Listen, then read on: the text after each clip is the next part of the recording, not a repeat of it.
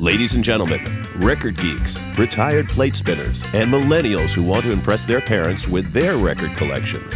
Welcome to the Rhino Podcast, brought to you by Rhino Records. Get ready for new releases, deep tracks, and conversations with your favorite artists and bands, and balloons for the kiddies. And now, your hosts with the most, Rich Mahan and Dennis the Menace. On this episode of the Rhino Podcast, Rhino's own John Hughes talks with Marian Gold and Bernhard Lloyd of Alphaville about the 35th anniversary of Forever Young.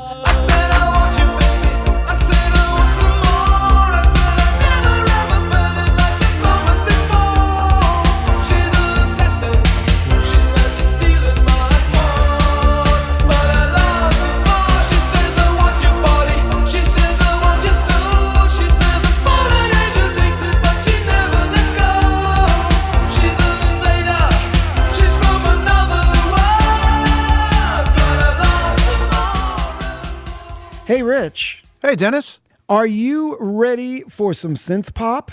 You know, I'm ready for anything. I'm good to go. I and John Hughes, our executive producer, to say that we are new wave era geeks and 80s geeks would be, well, I don't want to speak for John, but for me, it would be the understatement of at least the week.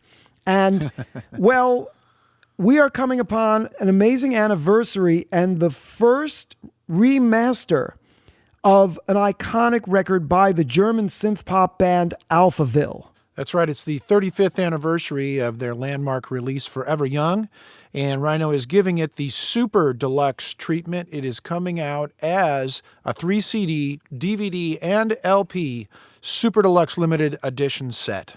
Marian, Bernhard, and Frank had amazing chart success with Forever Young, Big in Japan, Sounds Like a Melody, and these are all featured on this Super Deluxe release. And John Hughes, executive producer of the Rhino Podcast, had the pleasure of having the band Alphaville in the studio with him. And then it's me geeking out with John about Alphaville. I think it'll be informative for those folks that aren't familiar with Alphaville. And I think the people that love Alphaville are going to hear something about the release they love so much that they didn't know before. Yeah, and the fact of the matter is that people who aren't familiar with the band, they don't know it, but they are, particularly Big in Japan and Forever Young.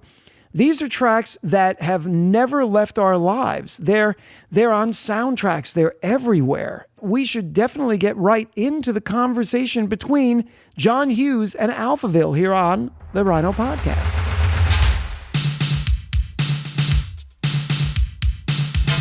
Thank you, Dennis and Rich. And I am sitting here with Alphaville's Marian Gold and Bernhard Lloyd.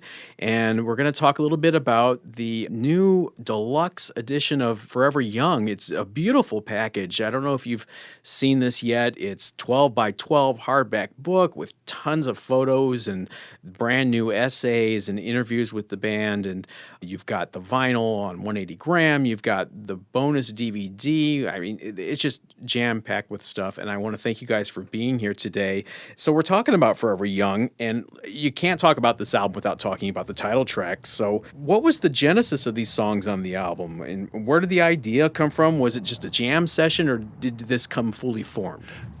Forever Young was actually the first song that we wrote together, and the former third member of the band, Frank, and me, we started to do some music, and then I called Marian on the phone, and because we needed a singer.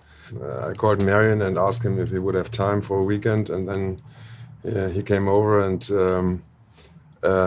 we played him the music, and he asked for a pencil and a piece of paper, and then he wrote something down. I didn't realize what he was writing there, and then he said, well, yeah, let's run the music, and then he started to sing Let's Dance in Style, Let's Dance for a While, and I thought at that moment, yeah, something really special is happening here. I wasn't very sure about it actually. When I came to the chorus line, Forever Young, it sounded a bit bland to me, a bit trivial. And I asked Bernhard, maybe later on, I do a different kind of chorus. And he said, oh, no, keep it like this. So he saved my ass. So during the writing process, and you guys are going through this, were you kind of self-editing at the time, or did these songs just come out complete? Well, there was some editing, the thing was that we didn't have very much equipment at the time because we couldn't afford it. And so, for instance, because we had no reverberation system, I went into the staircase of the house, and sang it there, because there was some reverberation. And so yeah, we did a few kind of overdubs. We weren't very good, on our instrument at the same time. So it was all overdubbed. And it was basically the two guys recorded and programmed sequences and drum machine and stuff like that. And then we did a few overdubs, and that was that. But it was done in a quite short amount of time. Big in Japan was the choice for the first single. Was that your guys' idea, or was it the record company's? It was, in the end, the choice of the record company or our publisher, but we agreed to that. Mm-hmm. But I must say that there was a really important decision, which had been done by Andy Budde, our publisher. And he did a lot of really good decision at that time, because he thought that it would be better. Everybody was, releasing Forever Young as the first single, and he was the only guy saying, no, Big in Japan must be the first single. So there were like a competition between two companies, record companies, and he would then recommended go to that correct company who was going to release Big in Japan as the first single. So that's why we ended up with Warner's, and that was a totally right decision, to do that. Coming up with the mid up tempo number first, before you're coming up with this more ballad kind of.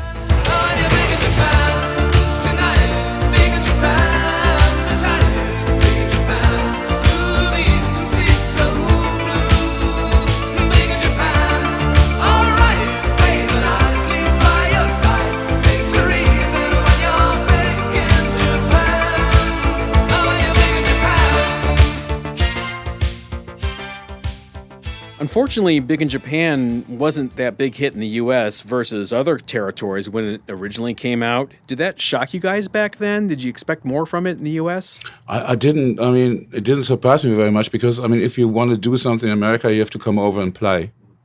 Well, playing was our problem, not only in America. So because we basically a studio-based unit, and we were fans when we started. We were fans of music, and we were fans for certain artists like Bowie and Roxy Music, whatever, and we just recreated. Because of the technology that came up at that time, we were able to create, to realize our dreams. The crazy ideas we had in our minds. Nobody could really play a guitar, drum, or whatever. But we were depending on machines and on sequences stuff. That we could program, and that's what we did.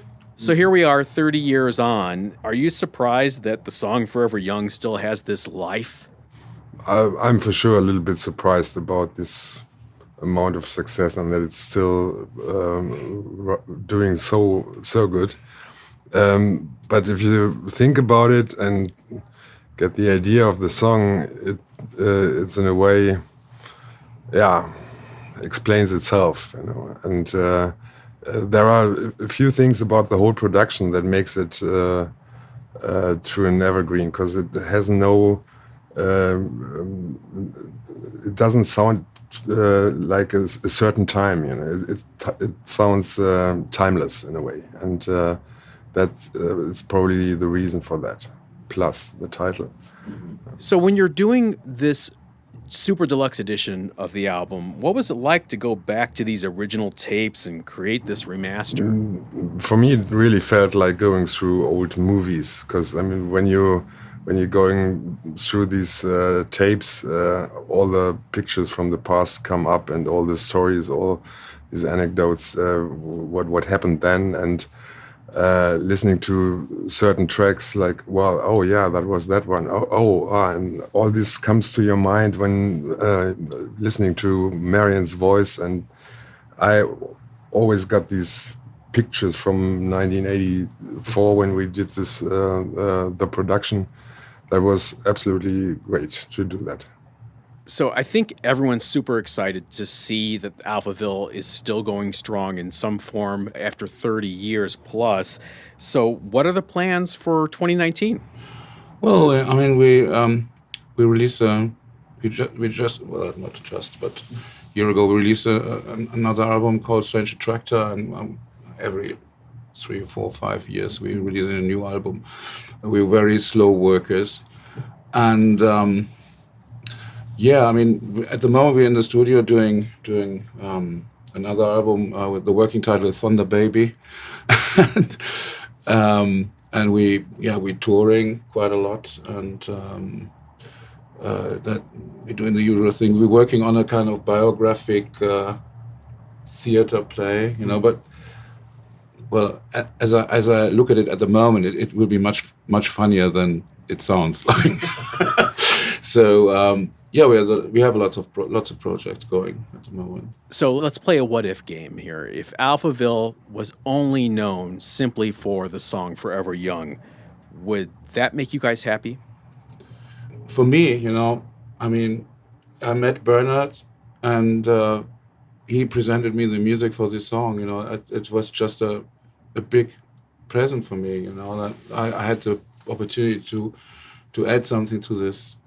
And I mean, it would be perfectly for me, it would be good, like that. And I don't have a problem. I mean, sometimes people are asking us, oh, you always have to play Forever Young because Japan sounds like Melody of Jet Set or all these older songs. And I think it's a privilege to have like a couple of world hits in your luggage, when you're traveling and playing. So no, I wouldn't have the slightest problem with that.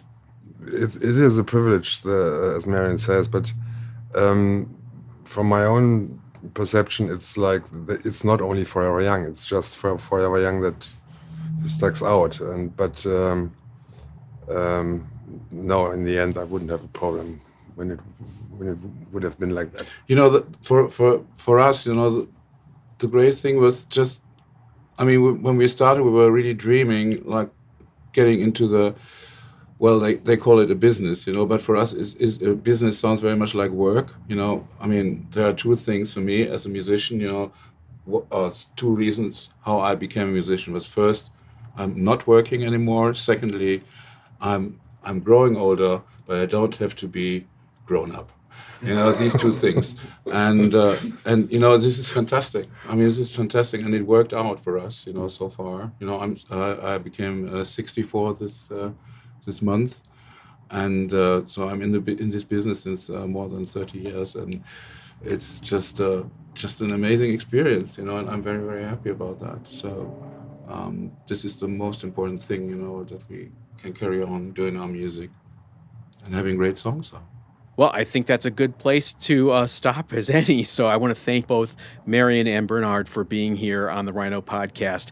And we're really looking forward to digging in deep and taking a dive into this deluxe edition of Forever Young. Forever young, I want to be forever young.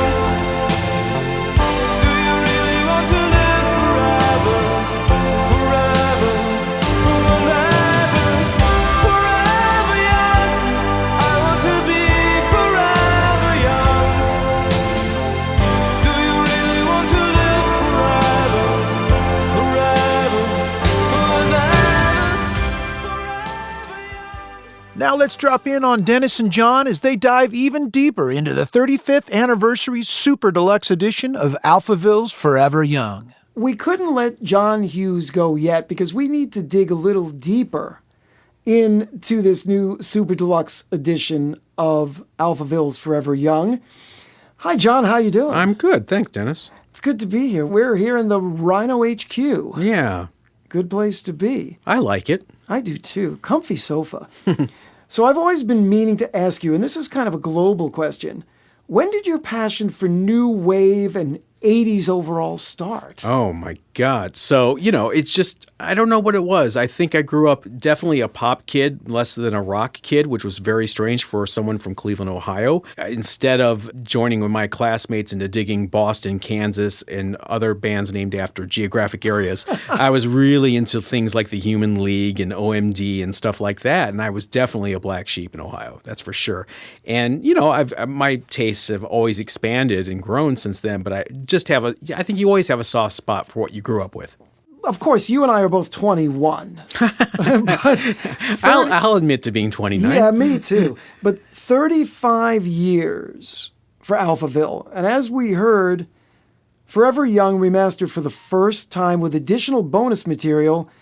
What makes this band iconic to you? I think it's one of those tracks, I always use it as an example. It's one of those tracks like Modern English, I Melt With You.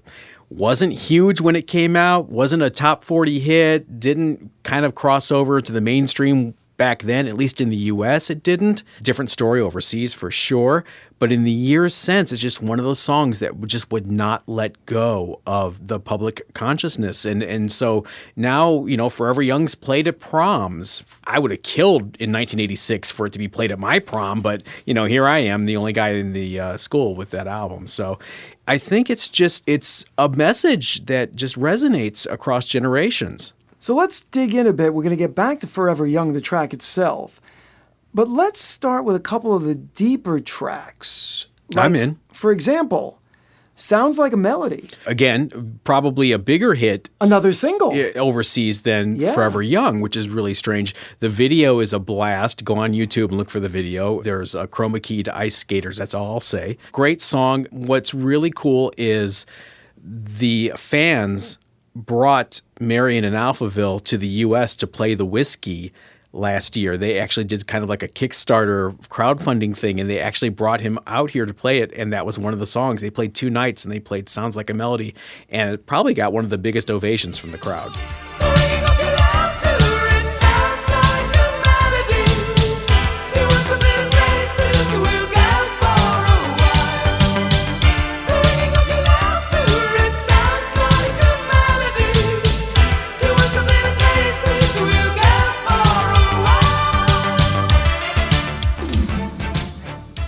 What's another track that people probably would just skip over in a singles world today? Fallen Angel. Fallen Angel is probably the dark horse of that record. I love that song, and the vocal performance alone, it just makes it. It's great.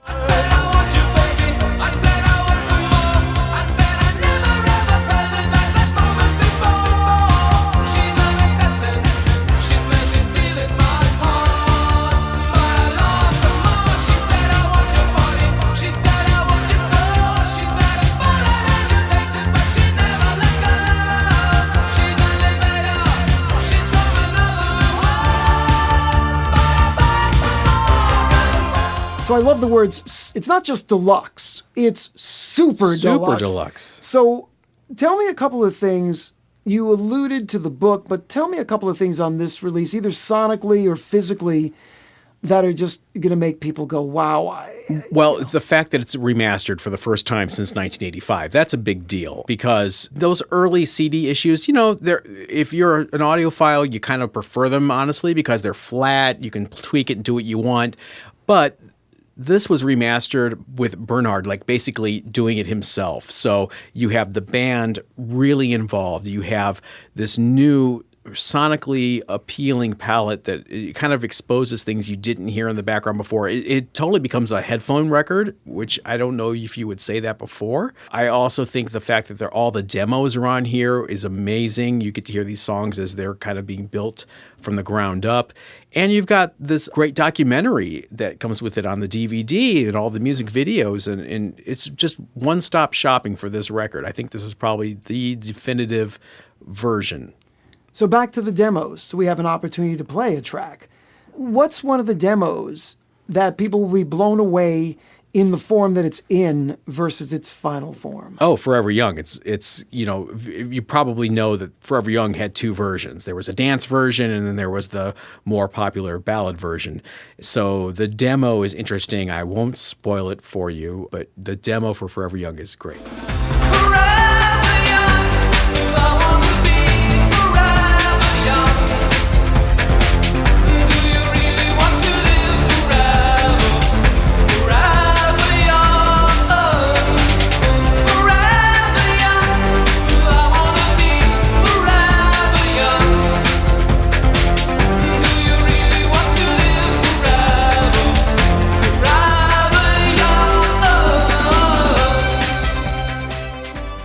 we're on the Forever Young tip. It was released 3 different times. And, well, rumor has it, actually it's more than a rumor, that Laura Branigan was going to be recorded, and that's why it was released another time. That wouldn't surprise me because she was on Atlantic in the U.S. and Alphaville, although they were assigned in Germany to WIA, they were on Atlantic in the U.S. So that wouldn't surprise me. There's probably a lot of cross-pollination going on back then. Yeah, the other reason that they're bigger than we all think they are is soundtracks. Listen to Me, Napoleon Dynamite, 30 Rock. Right. So they might be one of those bands that people don't know, but when they hear this for the first time, which so many people will probably come to these, to these songs and this record for the first time. You play Forever Young for people and, they immediately glom onto it and they know what it is. Surprisingly hard song to do at karaoke. Don't get fooled. I'm not going to even try. And then there's Jay-Z and Kanye. I mean, enough said. I mean, that brought it to yet another new generation. So I think the closest thing to it probably is like Take On Me by a-ha. It's one of those songs that just keeps getting rediscovered over and over again as new generations come up. Hey, may the best of your todays be the worst of your tomorrows. But we ain't even thinking that far. You know what I mean? So we living life like a video where the sun is always out and you never get old, and the champagne's always cold and the music's always good, and the pretty girls just happen to stop by in the hood. As a good close, because we started kind of, at the top here, synth pop, that famous quote genre. Where does Alphaville fit, or where does it not? I think they fit firmly in that realm. I think they embrace it. In fact, I know they embrace it. It's something that they're very proud of with their Germanic history, with the land of Kraftwerk being a direct influence on them. I think that they know what they are, and it's nothing to be ashamed of. I mean, I remember, talking about synthpop in general, I remember how revolutionary it was to see the Human League go on stage with a reel-to-reel tape player, press play, and there's the drums, and you've got 2 guys playing keyboards as dispassionately as possible, staring straight ahead, not engaging with the audience. And then you had this guy that looked like, the next best thing to Diana Ross, and 2 girls who kind of couldn't sing or dance. And it was like such a middle finger to rock and roll.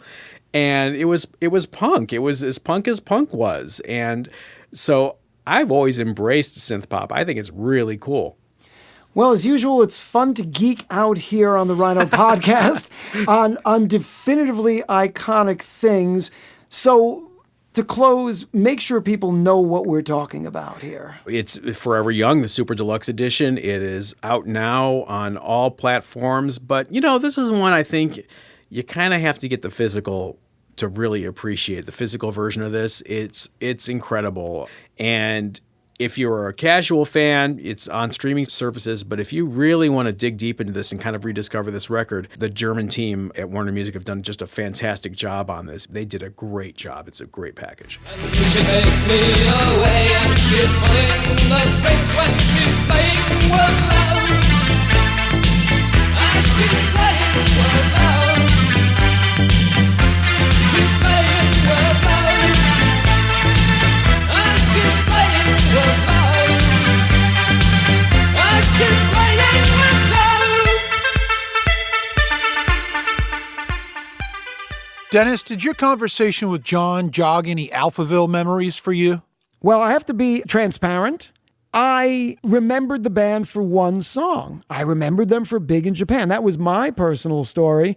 But when John and I got into it, it became just a whole discussion of the era and what made Alphaville so influential in synth pop land. It was populated by Human League and Thompson Twins and so many of these bands. But Alphaville, when this Super Deluxe edition is in people's hands, and particularly in their ears, they're going to have their own geek out, Rich. The Alphaville Forever Young 35th Anniversary Super Deluxe Edition is available now. It's in stores. You can stream it. You can pick it up at your favorite local record shop. The physical is a 3-CD DVD LP set. It's got everything. You're really going to be able to dive into the nooks and crannies of this release. If you loved it when it came out, this is for you. Thanks very much for tuning in. Don't forget to listen and subscribe on iTunes so you don't miss the next Rhino podcast.